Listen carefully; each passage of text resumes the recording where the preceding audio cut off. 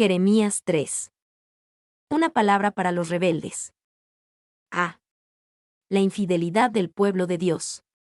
1. Dios le dice a su pueblo infiel, vuélvete a mí. Dicen, si alguno dejare a su mujer y yéndose ésta de él se juntare a otro hombre, ¿volverá a ella más? ¿No será tal tierra del todo amancillada? Tú, pues, has fornicado con muchos amigos, mas, vuélvete a mí, dice Jehová. A. Si alguno dejare a su mujer, ¿volverá a ella más? Jeremías parece tener en mente el mandamiento de Deuteronomio 24, 1-4, que dice que cuando un hombre se divorcia de su esposa y ella se convierte en la esposa de otro hombre, ella no debe volver a su primer marido. Y esta ley de Deuteronomio 24, 1-4 suena extraña a nuestra era moderna, donde no es completamente raro que una esposa regrese con su primer esposo después de un segundo o tercer esposo. El sentido detrás de esto era que hacía que las ideas tanto del matrimonio como del divorcio parecieran de poca importancia, como si uno pudiera decir, puedo divorciarme de ella y volver a casarme con ella más tarde si quiero. Dios quería hablar a esa forma de pensar y decirle, no puedes tratar el divorcio y el volver a casarse de manera tan casual. No lo permitiré.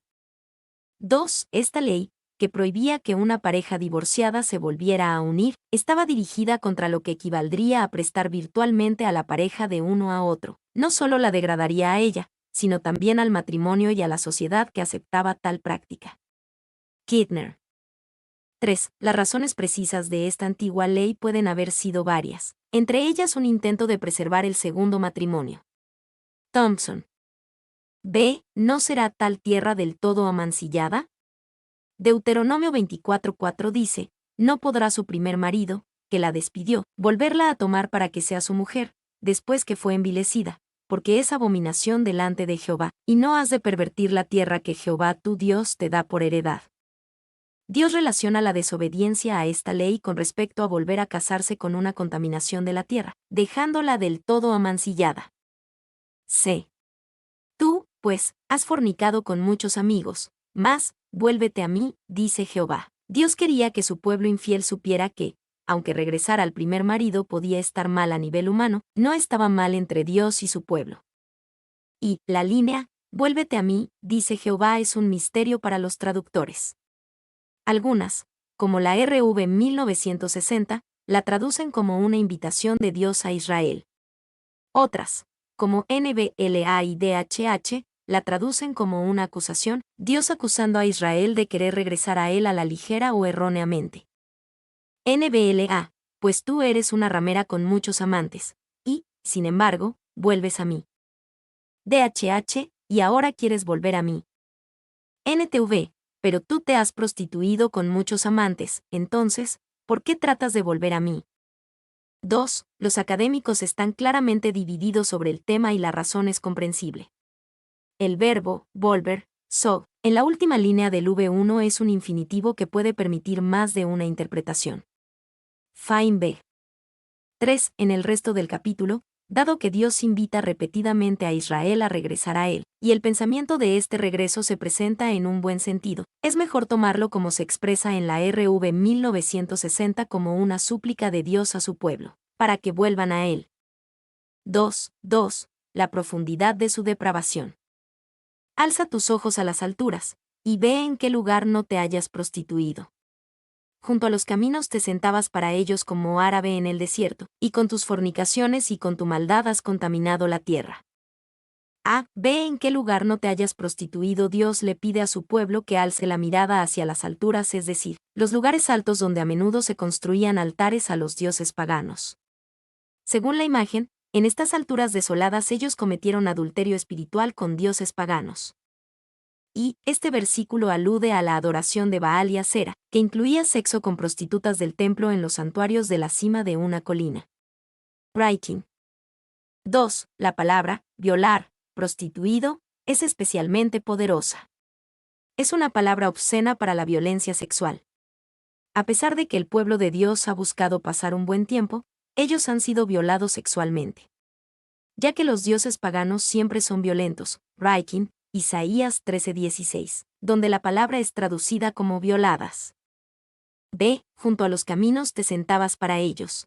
Aquí, Dios usa la imagen de una prostituta callejera común para ilustrar el adulterio espiritual de Israel. La idea era que buscaban estos ídolos y se ofrecían a ellos. Y, como árabe en el desierto, Jeremías compara el interés nacional por el libertinaje con un pirata árabe que espera oculto para saquear, una caravana que pasa, o con una prostituta que busca clientes, y Harrison. El pecado no los estaba buscando, ellos buscaban el pecado. C. Con tus fornicaciones y con tu maldad has contaminado la tierra. Israel consideraba que su idolatría y sacrificio a los dioses paganos eran de poca importancia. Muchos de ellos probablemente se decían a sí mismos que no estaban abandonando al Señor, solo agregando la adoración de estos otros dioses. Dios veía su pecado por lo que era y señala que han contaminado la tierra. 3:3-5, la pena de su pecado y cómo debían haberse arrepentido. Por esta causa las aguas han sido detenidas, y faltó la lluvia tardía, y has tenido frente de ramera, y no quisiste tener vergüenza. A lo menos desde ahora, ¿no me llamarás a mí, Padre mío, guiador de mi juventud? ¿Guardará su enojo para siempre? ¿Eternamente lo guardará?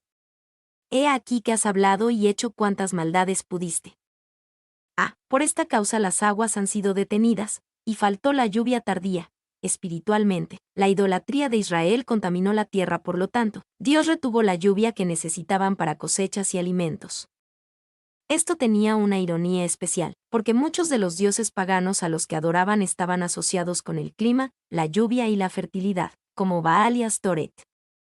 Y algunos de esos antiguos adoradores de ídolos en el antiguo Israel fueron tras los ídolos exactamente por la lluvia y la abundancia agrícola que esperaban que les trajera su idolatría. Estaban terriblemente equivocados. Debido a que su búsqueda estaba fuera de la voluntad de Dios, los dejó menos satisfechos que antes. Has tenido frente de ramera, y no quisiste tener vergüenza. Dios observa la falta de vergüenza entre Israel por su adoración a ídolos.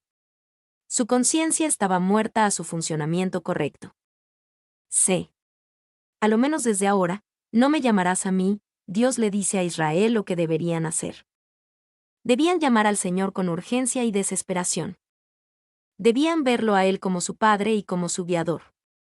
Debían verse a sí mismos como quienes necesitan orientación y ayuda, como la juventud necesita orientación y ayuda. Debían tener la esperanza de que Dios no guardará su enojo para siempre contra ellos. D. He aquí que has hablado y hecho cuantas maldades pudiste. En lugar de clamar al Señor y venir con humilde arrepentimiento, Israel continuó en su maldad tanto como pudo con la esperanza de salirse con la suya tanto como pudiera. D. Los rebeldes son llamados a regresar. 1:6-10, Dios le habla a Jeremías acerca de la rebelde Israel, la traicionera Judá. Me dijo Jehová en días del rey Josías, ¿has visto lo que ha hecho la rebelde Israel? Ella se va sobre todo monte alto y debajo de todo árbol frondoso, y allí fornica. Y dije, después de hacer todo esto, se volverá a mí, pero no se volvió, y lo vio su hermana la rebelde Judá. Ella vio que por haber fornicado la rebelde Israel, yo la había despedido y dado carta de repudio. Pero no tuvo temor la rebelde Judá su hermana, sino que también fue ella y fornicó. Y sucedió que por juzgar ella cosa liviana su fornicación, la tierra fue contaminada, y adulteró con la piedra y con el leño. Con todo esto, su hermana la rebelde Judá no se volvió a mí de todo corazón, sino fingidamente, dice Jehová. En días del rey Josías, Josías fue uno de los mejores reyes de Judá, y durante su reinado hubo una campaña agresiva para purificar a Israel de la idolatría y volver al Señor. Dios sin duda usó estas palabras de Jeremías como parte de esta obra. ¿Has visto lo que ha hecho la rebelde Israel? Dios le recuerda a Jeremías, y a los que escucharon esta profecía, que el reino del norte de Israel fue profundamente idólatra, pero Dios todavía los llamó diciendo, vuélvete a mí. Tristemente, no se volvió y pereció como reino unos 100 años antes de que Jeremías comenzara su obra profética. C. Lo vio su hermana la rebelde Judá. El reino del sur de Judá debería haber aprendido de la idolatría de Israel, su negativa a arrepentirse y su caída. En cambio, no tuvo temor la rebelde Judá su hermana, sino que también fue ella y fornicó. Y Es fácil para nosotros pensar que Judá estaba loca y preguntarnos cómo pudieron haberse perdido lecciones tan obvias. Sin embargo, vemos que el mundo moderno repite los mismos errores y pecados que los imperios y culturas caídos. 2. Por juzgar ella cosa liviana su fornicación. El texto hebreo dice literalmente, a través de la ligereza del adulterio, es decir, el adulterio le importaba tan poco que participó en las mismas malas prácticas que su hermana Israel y contaminó la tierra. Thompson. D. Con todo esto, su hermana la rebelde Judá no se volvió a mí de todo corazón, sino fingidamente. Parecía que Judá no había aprendido nada del pecado y las consecuencias que sobrevinieron al reino del norte de Israel. Cualquier arrepentimiento que hubieran ofrecido no era de todo corazón, sino que solo fingidamente. Y que a nivel humano, es difícil y quizás peligroso juzgar el arrepentimiento de otra persona. Debemos ser generosos en nuestra evaluación del arrepentimiento de alguien. Sin embargo, el arrepentimiento solo fingidamente es un fenómeno real, y Dios sabe cuando el arrepentimiento es falso y solo para aparentar. 2. La verdadera confesión, desafortunadamente, es una experiencia desgarradora y humilde, y por lo tanto, rara vez se encuentra, ya sea en individuos o naciones. Harrison. 3. En sus días hubo una gran reforma exterior. El rey había obrado con verdadera pasión por la justicia, pero como le había dicho Hulda, la profetisa, las reformas, en lo que a la gente se refería, fueron irreales, no tocaron las cosas más profundas de la vida. Morgan. 4. Al que se arrepienta con una contradicción, dice Tertuliano, Dios lo perdonará con una contradicción. Te arrepientes y sin embargo, continúas en tus pecados. Dios te perdonará y sin embargo, te enviará al infierno. Hay un perdón con una contradicción. Trapp. 2, 11-13, Dios le dice a Jeremías que invite a Israel a regresar y encontrar misericordia. Y me dijo Jehová, ha resultado justa la rebelde Israel en comparación con la desleal Judá. Ve y clama estas palabras hacia el norte, y di, vuélvete, oh rebelde Israel, dice Jehová, no haré caer mi ira sobre ti, porque misericordioso soy yo, dice Jehová, no guardaré para siempre el enojo.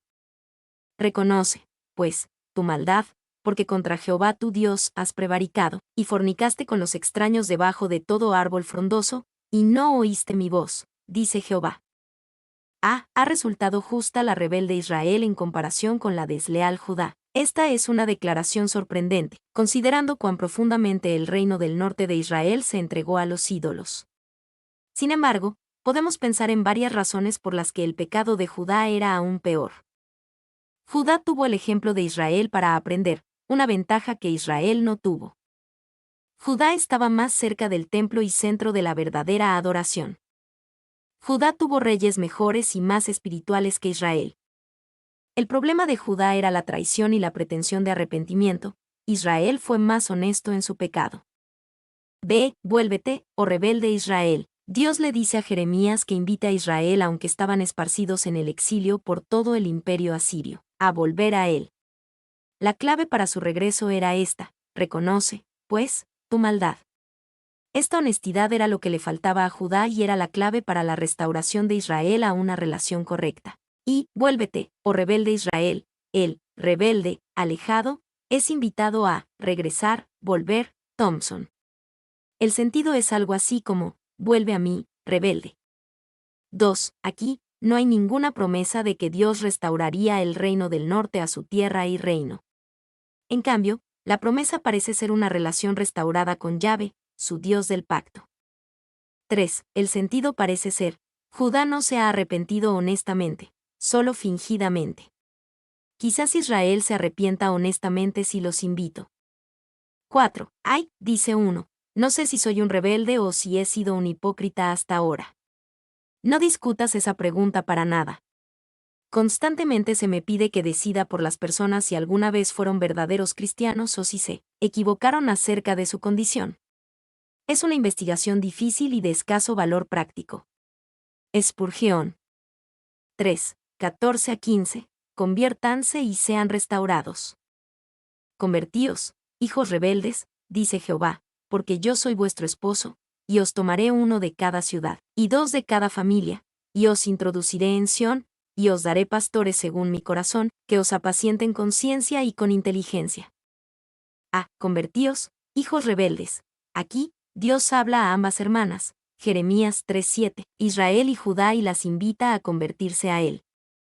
B, porque yo soy vuestro esposo. Significativamente, Dios dice que le dio a Israel un certificado de divorcio. Jeremías 3:8.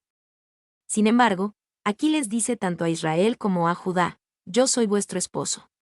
Dios estaba dispuesto a ignorar el divorcio anterior si tan solo regresaban a él. Y estas súplicas, convertíos, hijos rebeldes, y porque yo soy vuestro esposo, tienen un sentimiento muy profundo. Este no es un Dios frío y desapasionado, este es el Señor lleno de calor y compasión, que persigue a su pueblo rebelde. 2. Es gracia que Él esté casado con cualquiera de nosotros, pero es gracia en su tono más alto, es el océano de gracia en su marea alta, que Él hable de nosotros como sus hijos rebeldes. Spurgeon. C. Os tomaré uno de cada ciudad, y 2 de cada familia, y os introduciré en Sión. Dios promete restauración y repatriación para el remanente que vuelva a Él. D. Os daré pastores según mi corazón, que os apacienten con ciencia y con inteligencia. Después de la bendición de la restauración y la repatriación, Dios promete la bendición de un liderazgo espiritual bueno y piadoso, dando una descripción instructiva de lo que deberían ser los líderes entre el pueblo de Dios. Deben ser dados por Dios, os daré, no por ambición humana o presunto llamado. Son dados para el pueblo de Dios, os daré, para que los cuiden y les sirvan. Deben ser pastores, cuidando del rebaño de Dios. Deben de ser según el corazón de Dios en la forma en que sirven y dirigen al pueblo de Dios. Deben apacentar al pueblo de Dios con ciencia. Deben apacentar al pueblo de Dios con inteligencia. 4, 16-17, vuelvan y conozcan la presencia del Señor. Y acontecerá que cuando os multipliquéis y crezcáis en la tierra, en esos días, dice Jehová, no se dirá más, arca del pacto de Jehová, ni vendrá al pensamiento, ni se acordarán de ella, ni la echarán de menos, ni se hará otra. En aquel tiempo llamarán a Jerusalén, trono de Jehová, y todas las naciones vendrán a ella en el nombre de Jehová en Jerusalén, ni andarán más tras la dureza de su malvado corazón. Que cuando os multipliquéis y crezcáis en la tierra, en esos días, no se dirá más, arca del pacto de Jehová. Jeremías esperaba la restauración final de Israel, marcada por la reunificación en la tierra y por la presencia del Señor mismo, no meramente la representación de Dios que se ve en el arca del pacto de Jehová. B. Ni vendrá al pensamiento, ni se acordarán de ella, ni la echarán de menos, ni se hará otra. Jeremías esperaba con ansias el día en que la realidad de la presencia de Dios entre los hombres sobrepasara a él, símbolo representado por el arca del pacto. Esto lo sobrepasaría tanto que cuando la realidad llegara, ya nadie pensaría en el arca del pacto. Y el arca no será restaurada porque ya no será necesaria como símbolo de la presencia de Dios. Los tiempos de énfasis ceremonial pasarán. La gloria real de Dios en la presencia de su pueblo será suficiente y, por lo tanto, no se perderá la gloria representativa. Fain B. C. En aquel tiempo llamarán a Jerusalén, trono de Jehová, y todas las naciones vendrán a ella. Jeremías esperaba el día en que Israel sería la nación líder de la tierra, con el Señor mismo entronizado en Jerusalén y las naciones, viniendo a darle honor. D. Ni andarán más tras la dureza de su malvado corazón. Jeremías esperaba el día en que las naciones serían genuinamente transformadas al reconocer al Señor y su obra, desde Jerusalén. Y, aquí, sin llamarlo el nuevo pacto, Jeremías habla de algunos de los beneficios del nuevo pacto como se desarrollará más adelante en Jeremías 31, 31, 33. Restauración de la tierra. 1, 18, una promesa de restauración. En aquellos tiempos irán de la casa de Judá a la casa de Israel, y vendrán juntamente de la tierra del norte a la tierra que hice heredar a vuestros padres. En aquellos tiempos, en las líneas anteriores, Jeremías 3, 16-17, Dios prometió muchas de las características que luego se desarrollarían en la promesa del nuevo pacto. Aquí, aprendemos más de lo que sucederá en aquellos tiempos. B. Irán de la casa de Judá a la casa de Israel. Mucho antes, las 12 tribus de Israel se dividieron en 2 reinos en competencia. Aquí Dios esperaba con ansias el día en que Judá e Israel estarían juntos de nuevo y ya no estarían separados, por su antiguo conflicto civil. C. Y vendrán juntamente de la tierra del norte a la tierra que hice heredar. La promesa del regreso a la tierra se vuelve a prometer tanto a Judá como a Israel. Dios los reunirá de nuevo en la tierra. 2. 19 a 20. El problema de restaurar a la casa traicionera de Israel. Yo preguntaba, ¿cómo os pondré por hijos, y os daré la tierra deseable, la rica heredad de las naciones? Y dije, me llamaréis, Padre mío, y no os apartaréis de en pos de mí. Pero como la esposa infiel abandona a su compañero, así prevaricasteis contra mí, oh casa de Israel, dice Jehová. ¿Cómo os pondré por hijos, y os daré la tierra deseable? Retóricamente, Dios pregunta cómo la rebelde Israel y la traicionero Judá podrían recibir tal bendición como la restauración de la tierra. B. Me llamaréis, Padre mío, y no os apartaréis de en pos de mí. Respondiendo a su propia pregunta, Dios señala una transformación interior que tendría lugar entre su pueblo, a pesar de su traición pasada. Esta transformación interior es otra característica del nuevo pacto. Y, Padre mío, el término, Padre, a veces era utilizado por una esposa joven para referirse a su esposo. Fain B. 3, 21 a 22, el llanto de un Israel arrepentido. Voz fue oída sobre las alturas, llanto de los ruegos de los hijos de Israel, porque han torcido su camino, de Jehová su Dios se han olvidado. Convertíos, hijos rebeldes, y sanaré vuestras rebeliones.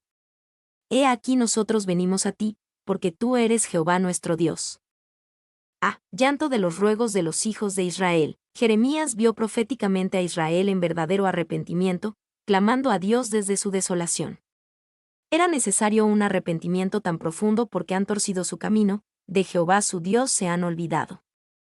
Y, sobre las alturas, donde solían adorar ídolos, ahora lloran por sus pecados y oran pidiendo perdón.